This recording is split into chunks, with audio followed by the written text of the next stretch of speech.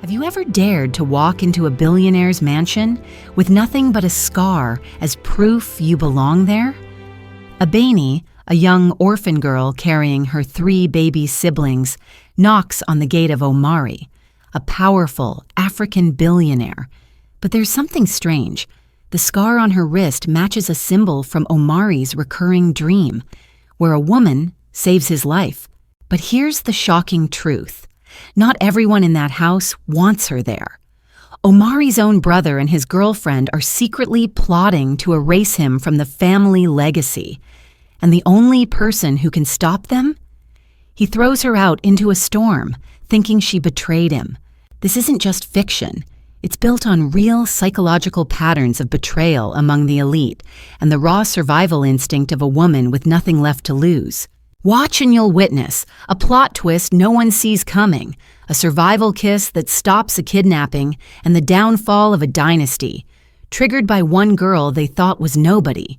When the community alarms blare and she pulls him into the shadows, dragging 3 children along, that's when he finally believes her. Miss this, and you'll never know how a single scar rewrote the fate of a billionaire empire. Under the heavy glare of the Georgia sun, the white walls of the mansion seemed to burn. The air shimmered above the driveway, every breath thick with heat, cicadas crying out from the trees that frame the estate like silent guards. Abeni stood at the iron gate with 3 small children clinging to her skirt. Their hands were damp with sweat, their tiny fingers digging into the worn fabric as if letting go would send them adrift. She had rehearsed what to say 100 times on the walk here, but the words sat heavy in her chest, tangled with the dust of the streets. Her sandals were thin, soles cracked. Every step across the gravel path had left a sting in her heels. The children, triplets, barely 4, shifted uneasily, wide eyes darting between the tall mansion and their sister's face. They had never seen such polished stone, such glass that reflected the summer sky as though it belonged to another world.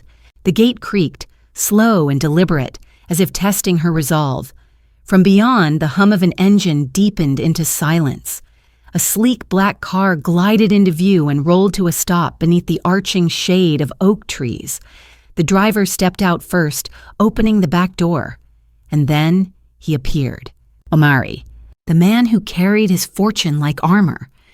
His presence cut through the summer haze, broad shoulders under a crisp suit, skin gleaming bronze in the light, eyes sharp as though trained to measure every face, every gesture. He moved with the stillness of someone who had learned power wasn't noise but silence. His shoes struck the stone like a rhythm too precise to belong to chance. Abeni's breath caught. She had seen him only in papers and the glowing blue light of a borrowed phone screen, stories of wealth, charity, power.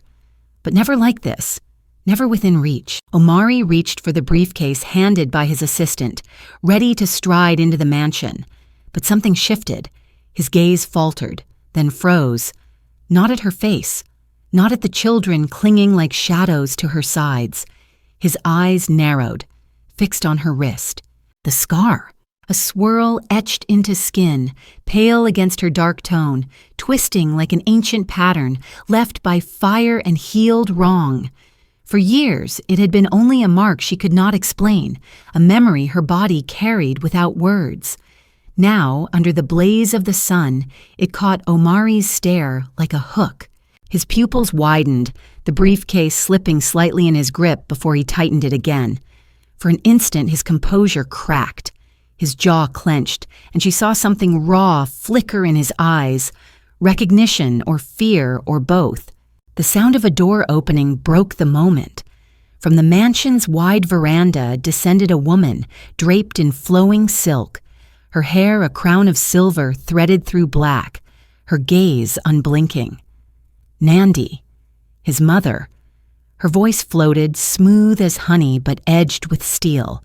"You've brought guests, Omari?" Omari did not answer. His hand was still at his side, fingers twitching as though he wanted to reach for something long lost. Nandi's eyes swept over Abeni, then the children. Her smile curved politely, yet it did not soften her eyes. In the same breath, her fingers flicked behind her back, subtle, quick, a gesture. From the shadows near the columns, another figure appeared. Zuberi, younger, leaner, his suit too sharp, his smirk too ready. His glance slid from Abeni to Omari, then back again, the way a predator studies both prey and rival. The cicadas wailed louder, heat pressed against Abeni's neck. She wanted to step back, to turn and carry her siblings away before they saw her falter. But the children tugged her skirt tighter, and their small voices whispered her name like a prayer. Omari finally moved. His breath was rougher now, but his tone calm, decisive. "She will work here." Nandi's eyes narrowed, though her smile did not break. "So quickly decided?" "Yes." The word cut like a blade. For the first time, Abeni dared to look him straight in the eye. His gaze did not waver, though it trembled faintly at the edges, as if he, too, was caught in something larger than will. He seemed less a master of fortune and more a man haunted by what she could not yet know. Zuberi laughed under his breath, shaking his head, muttering something too low for her to hear.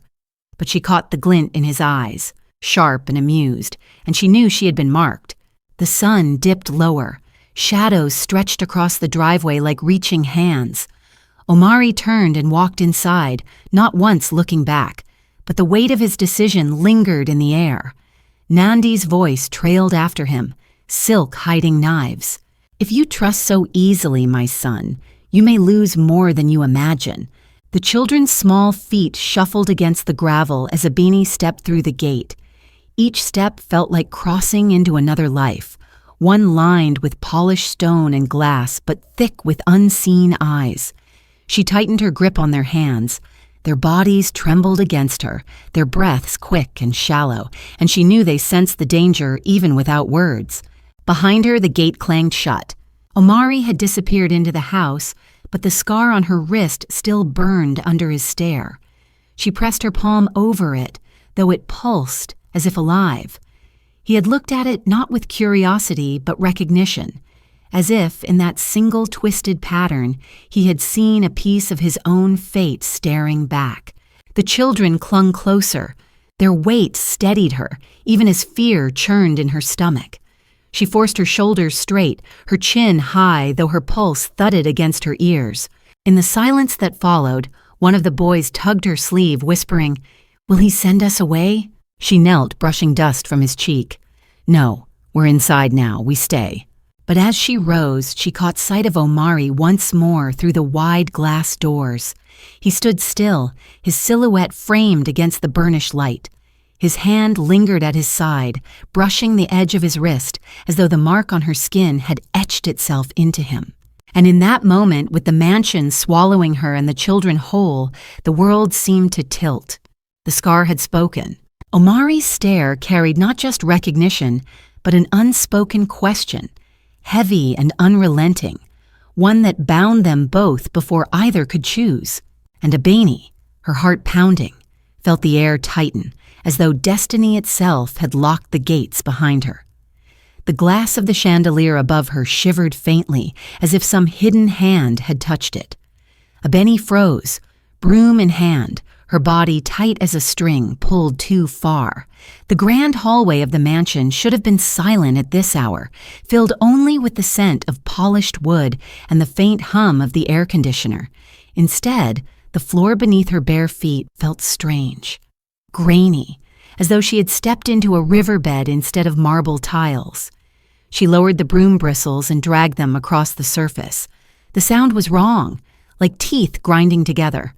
When she lifted the broom again, grains of sand clung to the straw, pale against the varnish, multiplying the longer she stared.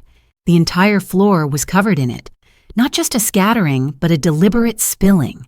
Sand sifted into the corners, pressed into the patterns of the tile, dusting the threshold of every door. She pressed her palm to the floor, warm, rough, scratching her skin. The children had been playing earlier in the garden, but she knew this wasn't their doing. This was too much, too heavy, too purposeful. Her heart hammered. Tonight was supposed to be different. She had spent the whole day rehearsing what to wear, how to carry herself, how to hide the patches on her dress. Omari had invited her to dinner. A thank you, he had said. A simple dinner, but for her it felt like standing on the edge of a bridge. One step could change everything. She wanted to show him she was more than just a desperate girl with siblings clinging to her side. She wanted to breathe in a world beyond survival. But now sand lay like a curse across the floor, turning her dream into punishment.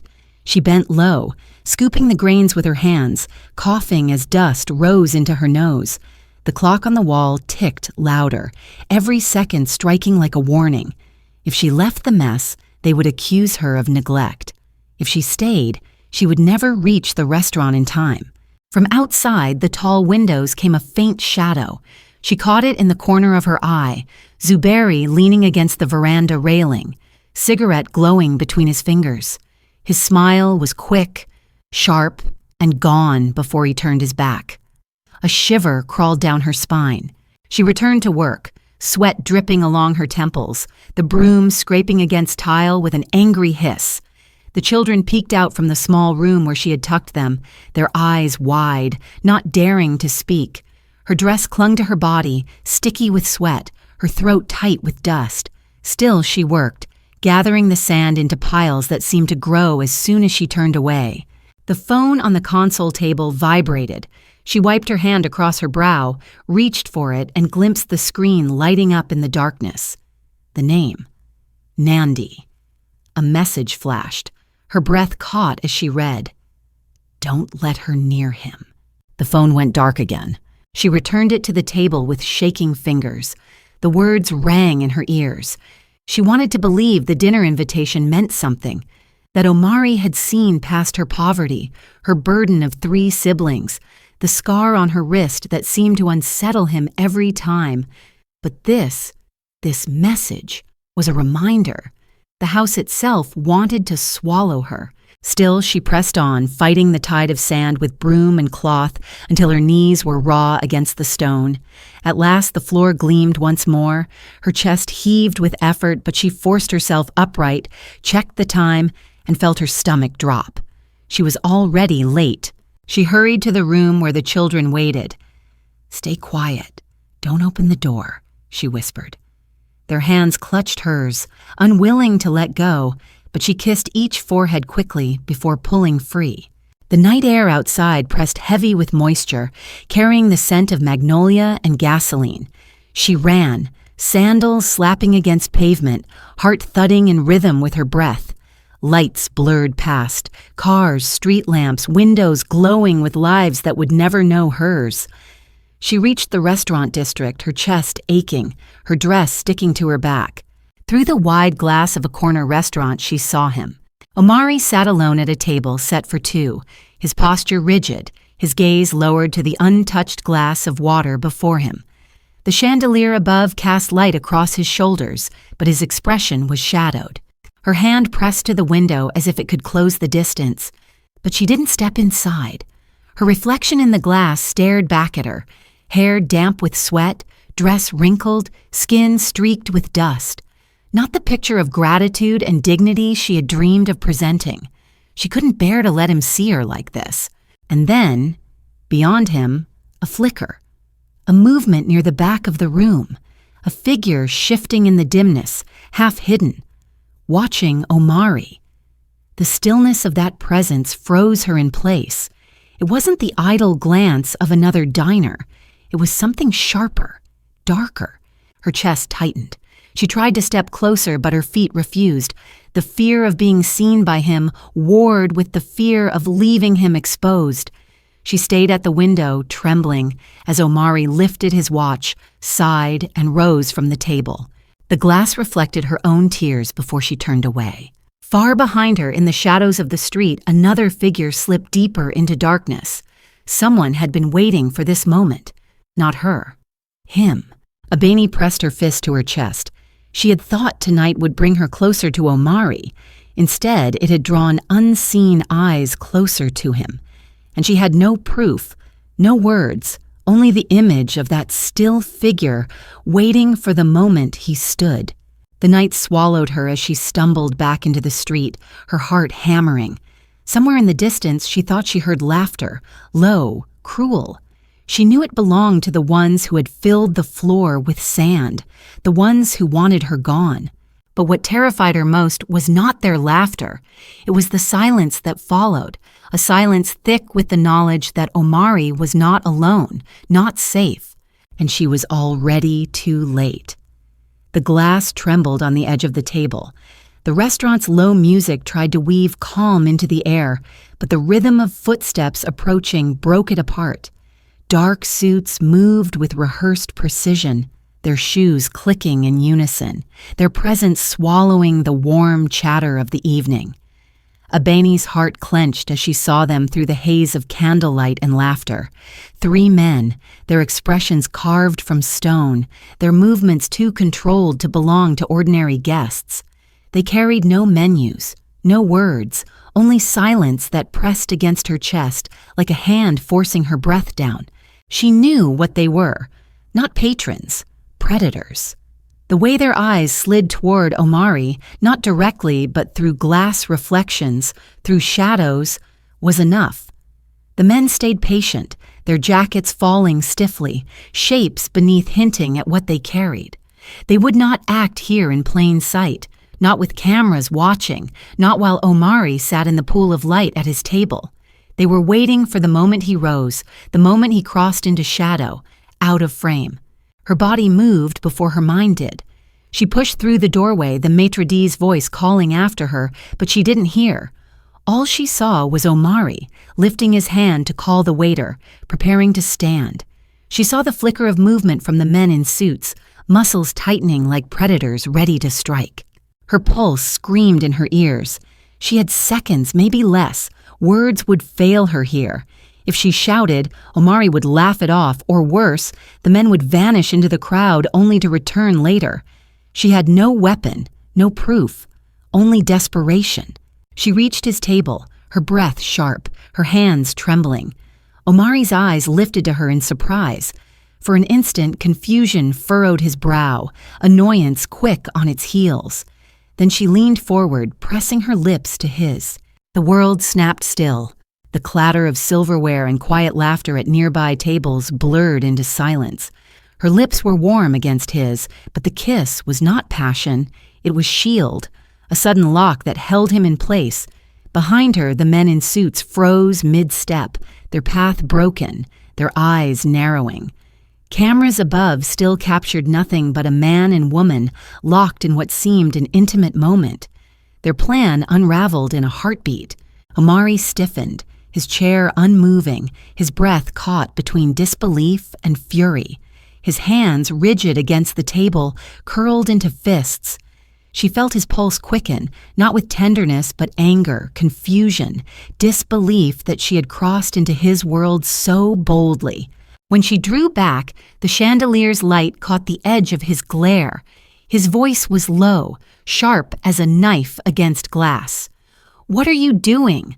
Her chest heaved.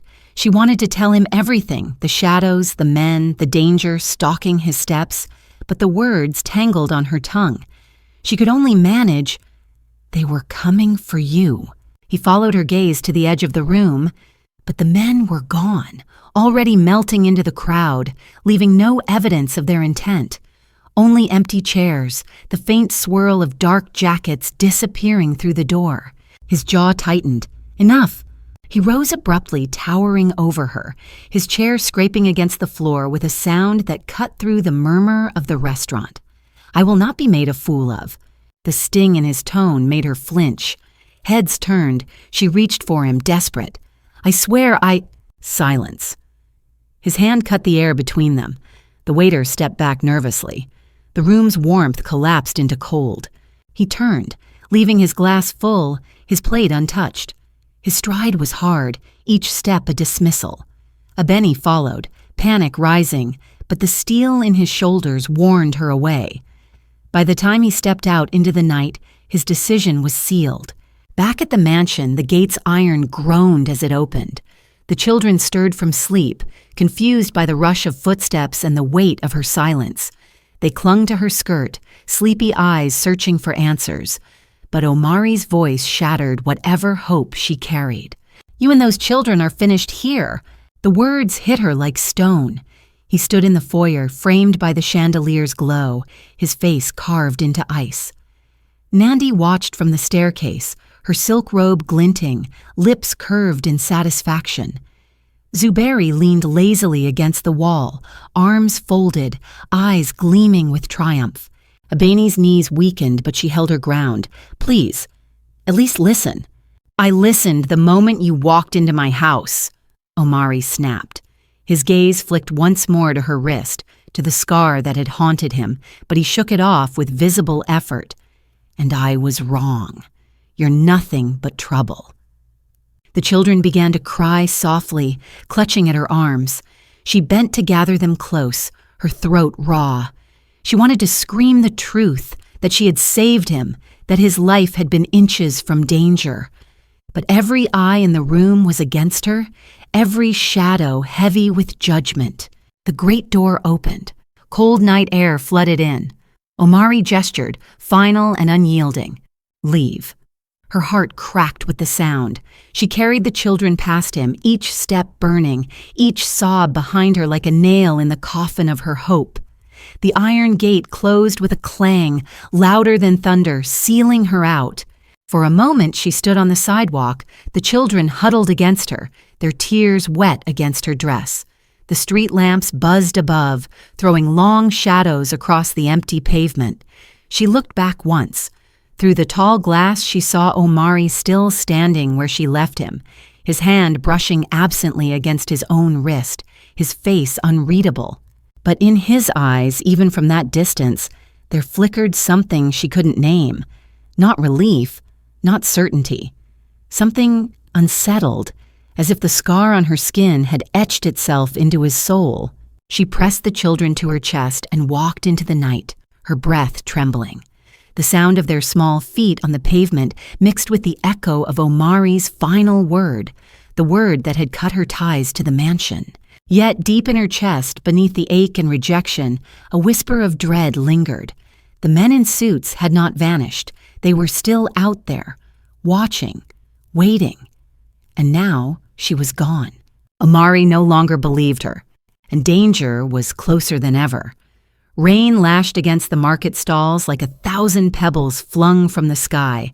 Canvas tarps sagged under the weight of water, ropes creaked, and tin roofs rattled in the storm. The street lamps flickered in the downpour, their lights smeared into gold rivers across the wet ground.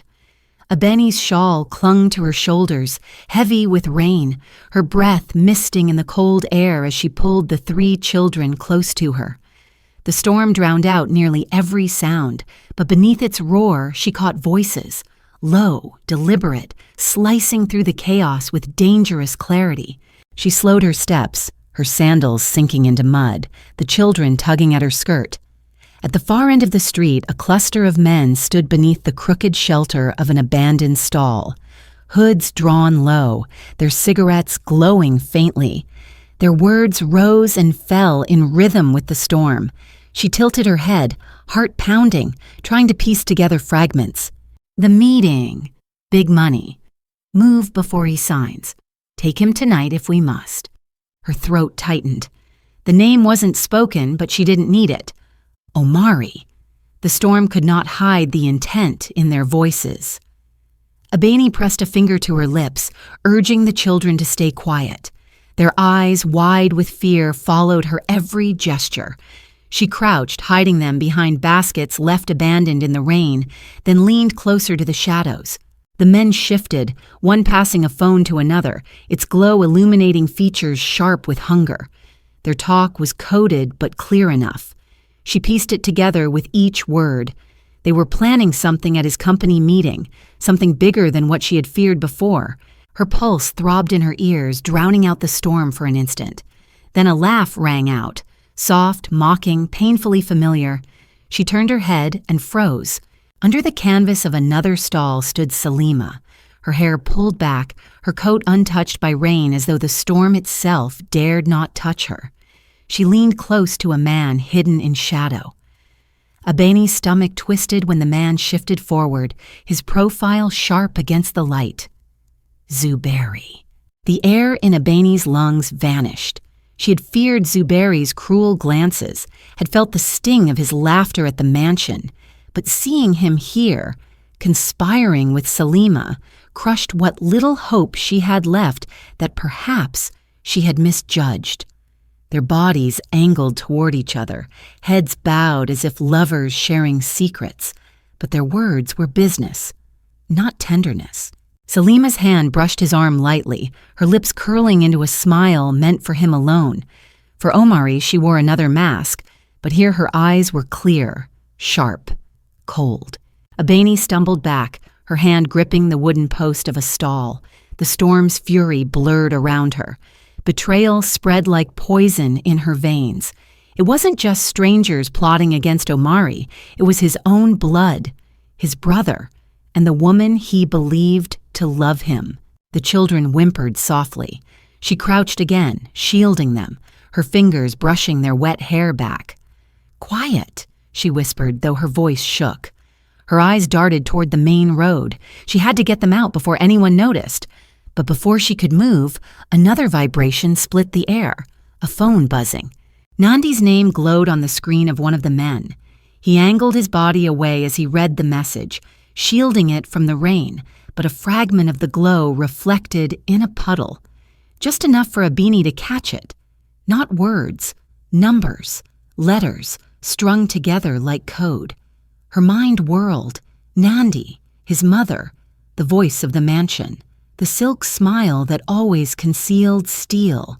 The world tilted beneath her. She reached for the children, pulling them into her arms, their small hands gripping her wet clothes. Every muscle urged her to run, but her legs felt weak, trapped between terror and disbelief. If she had spoken before, no one would have believed her. Now she carried something heavier, the truth. She stumbled into the rain, heart pounding, clutching the children as if they were the last anchor of her sanity.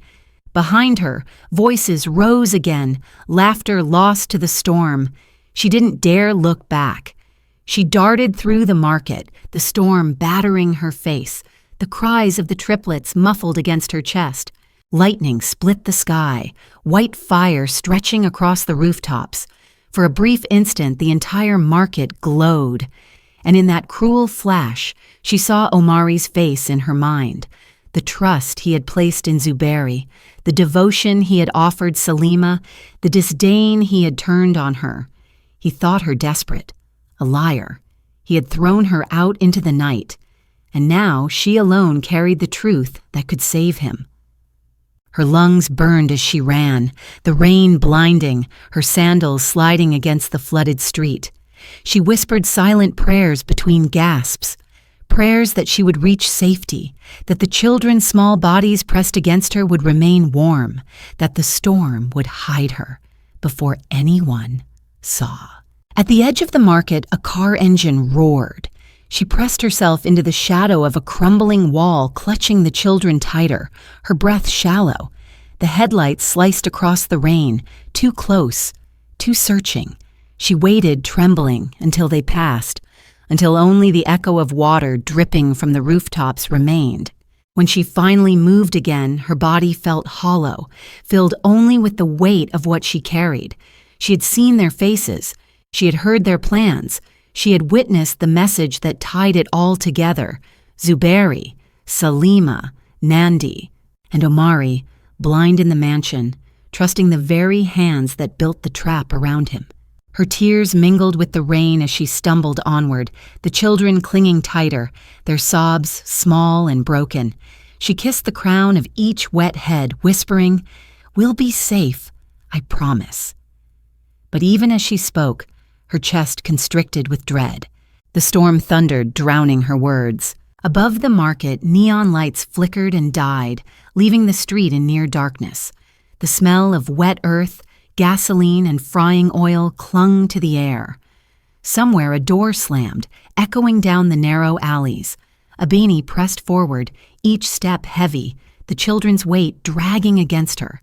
She dared not stop, and far behind her, in the storm and the shadows, Voices carried, voices that spoke Omari's name like prey.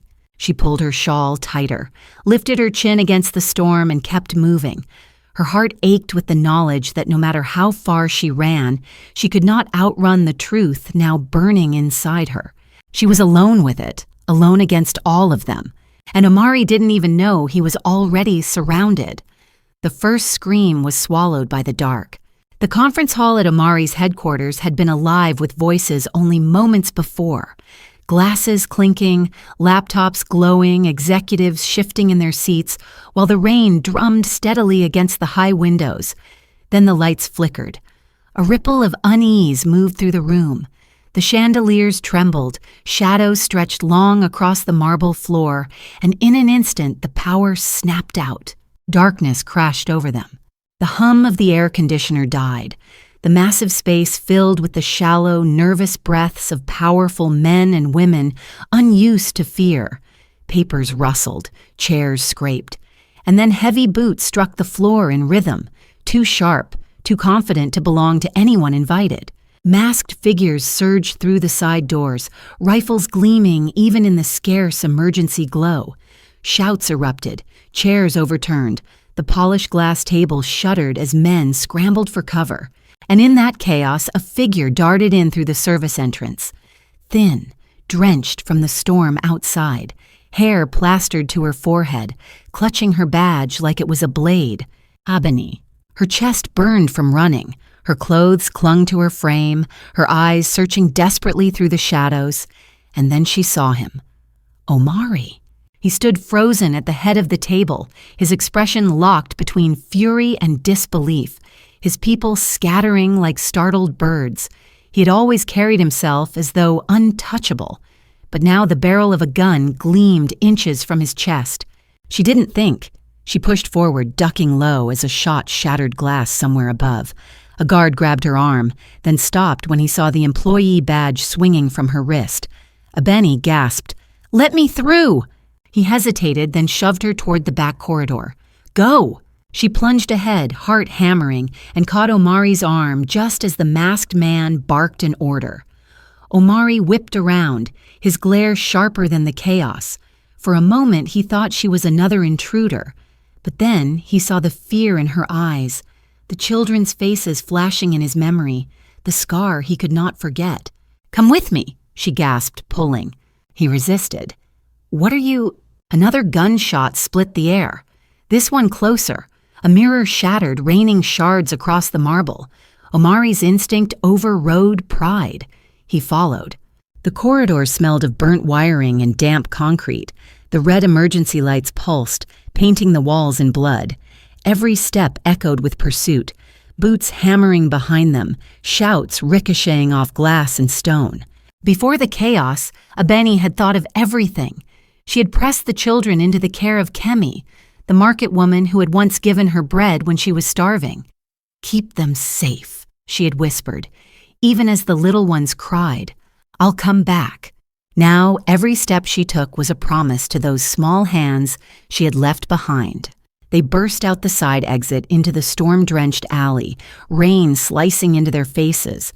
Omari stumbled at the sudden cold, clutching his briefcase like it was the last remnant of his power. The street smelled of gasoline and wet trash. Sirens wailed faintly in the distance, but too far to matter. "This way!" Abeni cried, pointing toward the narrow passage that led behind the building. Omari's breath came in ragged bursts, his suit soaked, hair plastered against his forehead. He had never run like this, not from anyone.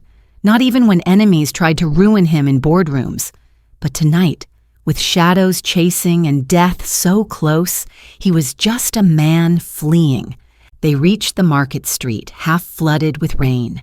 And there, through the curtain of water, she saw them.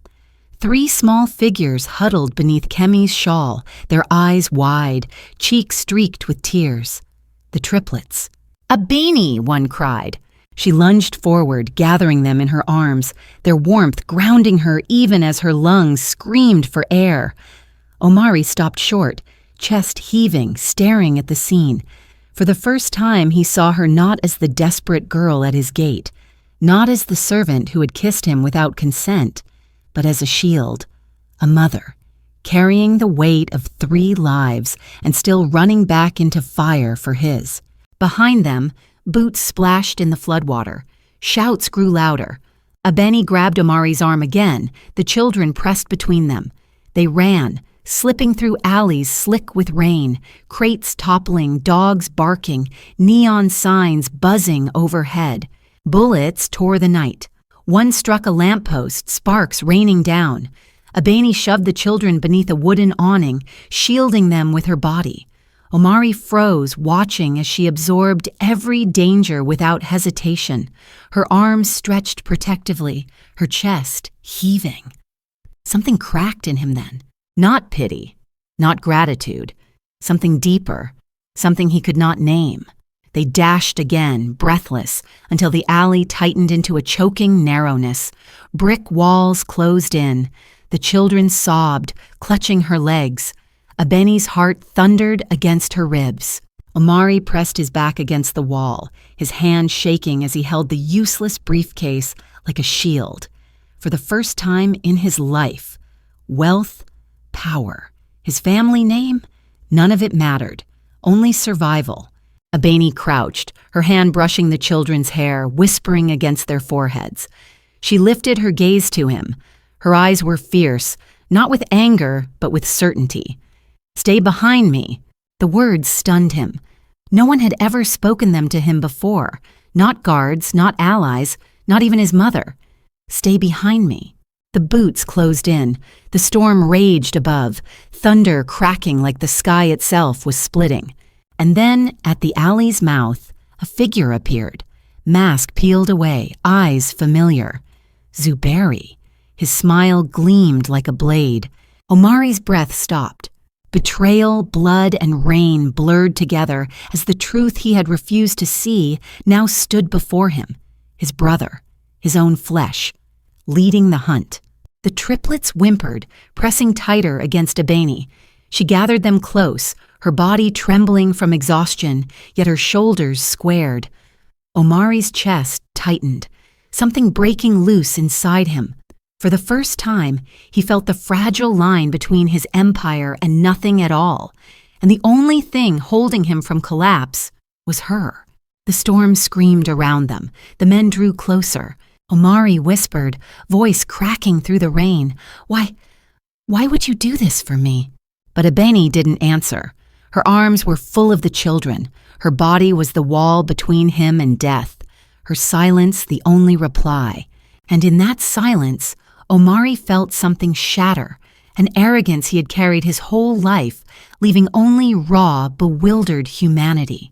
The storm howled, the children cried, and as the shadows pressed in, Omari realized the truth he could no longer escape. He was not the one protecting her. She was the one protecting him. And in that revelation, the night cut deeper, leading them into the next confrontation with no escape in sight. Rainwater pooled at their feet, black as ink under the dim streetlight. The alley was a throat that swallowed sound, its brick walls pressing closer with each heartbeat. Omari's breath came ragged, steam curling from his mouth into the night. Beside him, Abeni swayed, the triplets clinging to her skirt, their small hands trembling. Every shadow stretched long, every echo of footsteps behind them carried the weight of death. And then they appeared. Zuberi stepped into the narrow mouth of the alley, his shoulders squared, his face carved into stone. Beside him, Salima's lips curved in a smile that cut colder than the rain. Their suits were immaculate despite the storm, their eyes unblinking. Behind them, masked men blocked the only exit, blades of steel glinting beneath coats. The walls of the city itself seemed to lock them in. Omari staggered back a step, his voice cracked, stripped bare. "Brother!" Zuberi tilted his head, almost amused. "Don't call me that. Not here." Salima's laughter slipped out like smoke. She moved closer, her perfume slicing through the stench of wet trash. Her hand brushed Zuberi's sleeve, a gesture too intimate to mistake. "You always thought he loved me, Omari, but I was never yours." The words struck like glass shattering. Omari's face hardened, but the wound was clear in his eyes. The triplets whimpered louder, pressing into Abeni's legs. Her arms trembled from fatigue, her body soaked to the bone, but her gaze stayed steady. "You plotted this together," she whispered, her voice raw but sharp. "Even in the house, the sand, the messages. It was you." Zuberi smirked, unashamed. "You think you've discovered something new? I've carried this hatred for years, watching him worshipped as the heir while I was forced to play the obedient shadow." His eyes cut toward Omari, burning with old fire. "You were given everything. I had to claw for scraps. Tonight balance is restored." The rain drummed harder, dripping down Abeni's face, masking her tears. Omari's fists clenched at his sides, his voice breaking between anger and disbelief. "You would sell your blood for this?" "Blood?" Zuberi hissed, stepping closer. "Blood means nothing when it's poisoned by favoritism, by weakness. You were never fit to inherit. You were always too soft." Omari braced himself, but his feet faltered against the slick ground. The weight of betrayal pressed into his bones. He had thought power meant fending off rivals from the outside. He had never believed the knife would come from within his own house. Then the air cracked. A shrill alarm wailed across the alley, sudden and deafening. The street lamps buzzed awake, floodlights flaring from nearby rooftops. A metallic voice blared from hidden speakers. "Motion detected. Police are en route. Evacuate the area immediately." The gang of masked men froze. Panic flashed in their eyes. One dropped his weapon, another darted toward the side fence. The siren echoed, bouncing off walls, slicing through the storm. Zuberi spun around, shouting orders, but his men scattered, boots splashing through puddles as they fled into the night. Salima's face twisted in fury, the smug mask cracking for the first time. She grabbed his arm. "We have to go!" "No!" Zuberi snarled, glaring at Omari, eyes wild with unfinished vengeance. "Not yet!" But the growing howl of sirens cut through even his rage. The flashing red-blue glow at the alley's far end made the decision for him. With a curse, he pulled Salima into the shadows, disappearing like smoke torn apart by wind. Silence fell in their wake, broken only by the echo of the alarm. Rain poured down heavier, hammering metal and stone. The stench of gunpowder lingered where the men had stood. Abeni's knees buckled. She had carried the children too far, fought against too much. Her body collapsed into the floodwater, arms still wrapped around the little ones as if shielding them even in her last breath. Omari lunged forward, catching her before she struck the ground. Her skin was ice beneath his hands, her hair plastered against her face. He shook her lightly, panic tearing through him. "Abeni, stay with me."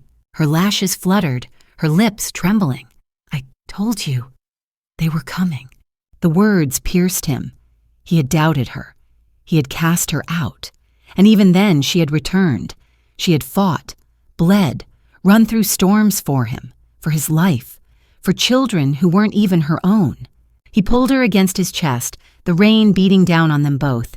For the first time his voice broke, not with command, but with confession. "You were telling the truth. All along." Her body trembled in his arms, her breath shallow. The triplets clung to her skirt, their sobs small and broken. Omari wrapped his arm around all of them, shielding them beneath his body as though he could hold back the entire night. Above them, the sirens drew closer, their cry mixing with the storm. But in that narrow alley, time seemed to stand still. The empire he had built on certainty was collapsing. The brother he had trusted was his enemy.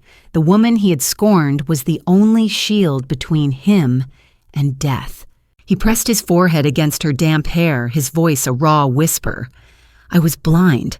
Her fingers twitched faintly against his chest, gripping his shirt as though to anchor herself. But her eyes rolled back, exhaustion swallowing her whole. And in that moment, with the storm raging and the alley lit by flashing sirens, Omari held her as though holding fate itself. The rain blurred his vision, but the truth burned clear. He had nearly lost her. And the question that tore at him, heavier than the storm, was whether she would survive long enough to hear the words he had never spoken. The footage froze the room.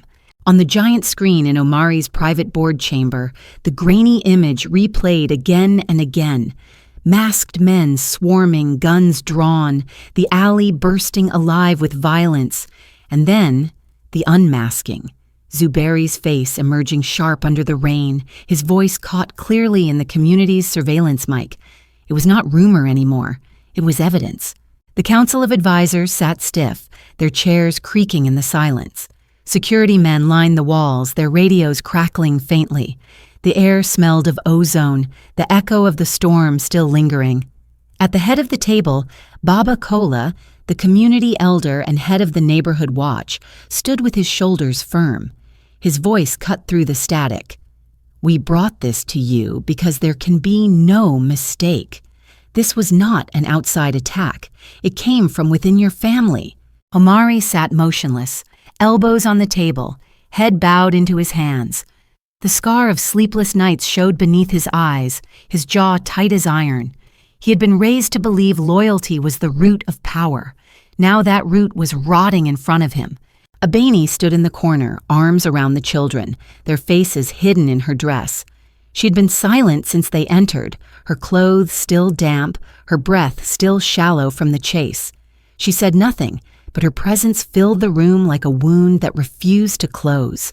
The footage shifted to banking logs. On the screen, transactions flashed, large sums moving through offshore accounts, funneled quietly. The names appeared one by one: Zuberi, Salima, and then Nandi. Gasps rippled around the room. Omari's head lifted slowly. His lips parted, but no sound came. His mother's name burned on the screen like fire seared into stone.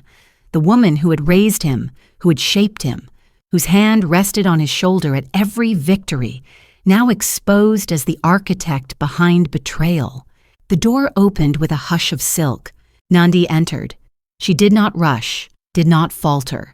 She moved as though the chamber belonged to her, her robe flowing like water, her earrings catching the light. Her face carried no shame. She walked past the guards, past Baba Kola, her eyes fixed on her son. "Turn that off." Her voice was cool, commanding. No one moved. Omari rose slowly, his voice was hoarse. "Tell me it's not true." Nandi's lips curved faintly, not into a smile, but something colder. "It is true." The silence broke into murmurs, shock and disbelief swirling like smoke. But Nandi's gaze never wavered. She stepped closer, her perfume cutting through the stale air. "You were never strong enough, Omari.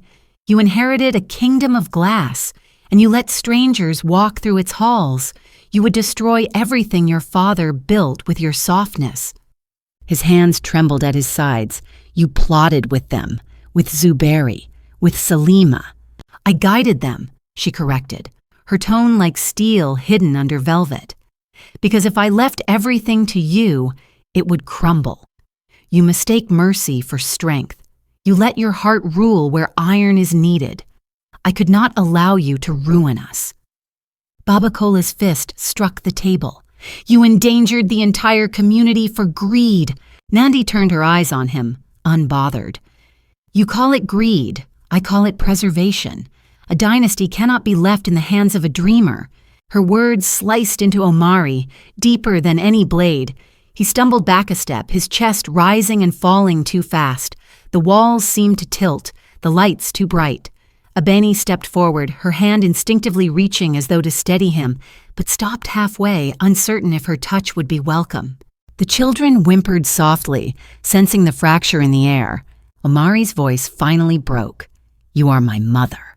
"And because I am your mother," Nandi said, "I know your weakness better than anyone. You think love is enough to protect an empire? Love is nothing but an opening for your enemies." His throat tightened. The room spun. In one blow, the ground beneath him was gone. He had been betrayed by his brother, his lover, and now his mother stood proudly among them. His knees threatened to buckle, but he caught the table's edge, the cool glass biting into his palms. his eyes blurred with rage and grief. Every memory of her, the lullabies, the lessons, the counsel whispered in shadows, collapsed into ash. He whispered, barely audible, "All this time I thought you were my shield." Nandi's eyes hardened. "I was your correction." The guards shifted uneasily, their loyalty torn. Baba Kola barked an order for them to hold their ground. Abeni finally spoke, her voice trembling but clear. "And yet, with all your schemes, it was him she saved. Not you, not Zuberi, him." With nothing but her hands and her faith, Nandi's gaze slid to Abeni, sharp as a blade. For a long moment, mother and orphan locked eyes, storm against fire. Then Nandi turned away as if Abeni were nothing but air. Omari's body sagged. His world had split open. His mother's betrayal weighed heavier than the rain-soaked alley, heavier than the guns, heavier than his brother's rage. He wanted to scream, to demand answers, but his voice was gone. He sank into the chair, burying his face in his hands. His shoulders shook, not with fear, but with the collapse of everything he believed. The children clung tighter to Abeni, their whispers like broken prayers. And in that dim chamber, filled with evidence and silence, Omari's empire bled invisible wounds. He was a man who had lost everything in one night: his family, his certainty, his foundation. And the only soul still standing beside him was the girl he had once cast out. The air vibrated with what was unsaid. Would he rise again? Or had the betrayal carved him hollow beyond repair? The sirens outside faded. The rain slowed. Yet inside, the storm had only begun. The gavel struck once, its echo heavy as thunder. The courtroom stilled, the ceiling fans clicking faintly above, the weight of judgment pressing on every chest. Outside, the city hummed with ordinary life. But here, time froze around the fate of three names that had haunted Omari's house for months: Zuberi, Salima, Nandi. The judge's voice carried through the chamber, firm and unyielding. Zuberi Adeyemi and Salima Kane, for conspiracy, attempted abduction, and corporate sabotage. This court sentences you to 20 years in prison. Gasps swept through the gallery. Zuberi flinched but forced a sneer onto his face, his hands cuffed, his eyes searching for Omari with the hunger of a man who had lost everything but spite. Salima turned her head, her hair falling like a curtain to hide the tears that betrayed her smile of defiance. The judge continued, his gavel tapping again. Nandi Adeyemi, charged with complicity and unlawful financial manipulation. This court recognizes overwhelming evidence. You are remanded for trial on all counts. For the first time, Nandi's posture faltered. Her silk shawl trembled on her shoulders, her eyes narrowing but unable to mask the storm within. She had walked into the chamber as if she still owned it. Now the chains that clinked faintly at her wrists spoke louder than her pride. Omari sat rigid on the front bench, the scar on his hand white from how tightly he clenched his fists. He didn't move as the guards led his brother and Salima away. He didn't flinch as his mother's gaze fell on him, part curse, part plea. He only breathed, long and hollow, as though each exhale carved away another layer of his heart. Abeni stood at the back, the children pressed against her sides. Their eyes were wide, not with understanding, but with the instinctive terror of seeing adults fall apart. She bent to kiss their foreheads, murmuring soft words that melted under the noise of chains and footsteps. Her face was pale, her body still carrying bruises from the alley, but her eyes held steady. She had seen too much to break now. When the chamber emptied, Omari turned. His eyes found her through the forest of benches and whispers. For a moment, the world held its breath. He rose and walked toward her. The children stiffened, unsure if they should cling tighter or run. But Abeni stayed. He stopped before her, his voice a whisper raw from sleepless nights. "I wronged you." Her lips parted, but no words came. "I believed lies. I believed blood mattered more than truth." his gaze lowered to the children, their small hands gripping her dress. But when the night fell, when knives pressed against my throat, it was you standing there. Not them. You. She trembled, the weight of months collapsing into that moment. I owe you my life, he said, and theirs. He motioned to the triplets who peered at him with wide, uncertain eyes. His throat tightened. Let me repay it. Come back with me. Be more than what I let myself see. Her breath hitched. He reached into his pocket, pulling out an envelope. For them. School fees until they're grown. They will never know hunger again. Tears burned her eyes, but she held them back. He added, softer, and for you, a place by my side, as my personal aid, as someone I trust. The words hung in the air like a fragile bridge over a ravine. She looked at him, seeing not the man in fine suits or gilded halls, but the man broken open, bare in his confession. Her lips trembled. She wanted to believe. She wanted to step across that bridge, but pain and memory coiled inside her. She only nodded faintly, her silence speaking what words could not. Omari drew closer. His voice dropped lower still. That night, in the restaurant, the kiss. Tell me, was it only to protect me? The question cracked something deep within her. Her body shook, her tears spilling at last. She didn't answer with words. Her silence was answer enough. Omari's eyes softened, his chest tightening with something that felt dangerously close to surrender. He lifted a hand but stopped before touching her, as though the act itself required permission he had not yet earned. The children looked between them, sensing something neither could name. They clutched each other's hands, their small fingers weaving together, their eyes lifted to the light, filtering through the high windows. And there, as silence pressed on all sides, Omari stepped forward. His arms encircled her, not in possession but in trembling reverence. She let herself lean, her forehead pressed to his chest, her tears dampening his shirt. The children huddled closer, their warmth binding them all. Through the window, the sun struck the scar on her wrist. The twisted mark shimmered faintly, as if alive under the light. Omari's gaze caught it, his breath halting. He remembered the dream, the faceless girl who pulled him from fire. The scar had been there, always there. Destiny had walked into his life wearing torn shoes, carrying children, bearing a mark he had tried to deny. And now she was here, in his arms, no longer a stranger, but the center of a story he hadn't known he was living. The chamber behind them emptied into silence. The footsteps of the condemned faded down the halls. But in that fragile space between judgment and dawn, something new began. The scar glowed once more in the sunlight, a silent seal, not an ending, a beginning neither of them could yet name. And the question it left burning in the air, heavier than judgment itself, was whether love could truly rise from the ashes of betrayal, or if destiny was only another kind of chain. When the noise of conflict fades and the dust of betrayal settles, what remains is the quiet truth that binds all lives together, the strength to endure, the courage to forgive, and the grace to begin again. Every wound life leaves upon us can harden the heart, but it can also deepen the well of compassion from which we drink.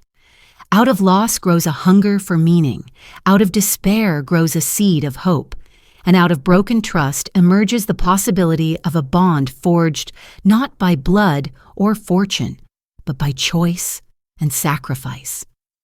In the fragile hours of night when loneliness presses closest, what saves us is not the promise of power or the illusion of control, but the outstretched hand of another soul willing to walk beside us. Time will erode wealth, beauty, and titles, yet the simplest gestures, a child's hand, a shared silence, a scar that carries memory, can last beyond generations. These small fragments of love, born in struggle and carried in secret, become the quiet architecture of survival. Every story of human failure hides within it the chance for redemption. Every betrayal, no matter how sharp, opens the door for truth to enter. And every ending, no matter how heavy, carries a hidden beginning waiting to bloom. What makes life extraordinary is not the absence of pain, but the way hearts learn to beat again after breaking. Perhaps that is the gift hidden inside suffering, the reminder that none of us are meant to stand alone. We are shaped by the storms we endure, but we are saved by the moments we dare to open ourselves to love, even when it risks everything. The chains of fear and resentment can hold us only as long as we let them. When we choose trust, when we choose compassion, when we choose to see one another fully, flawed and fragile, we step into a freedom no betrayal can destroy.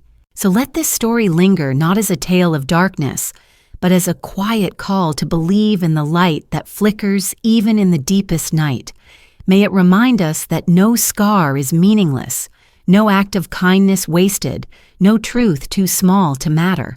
And may it leave in each of us the courage to keep moving forward, to keep protecting what is good, to keep opening the heart again and again. Thank you for staying with this journey until the very end. If these words touch something within you, share your thoughts below. I'd love to hear your reflections. And if you wish to walk with me through more stories of love, loss, and redemption, don't forget to subscribe and stay close. Every story grows brighter when it is shared.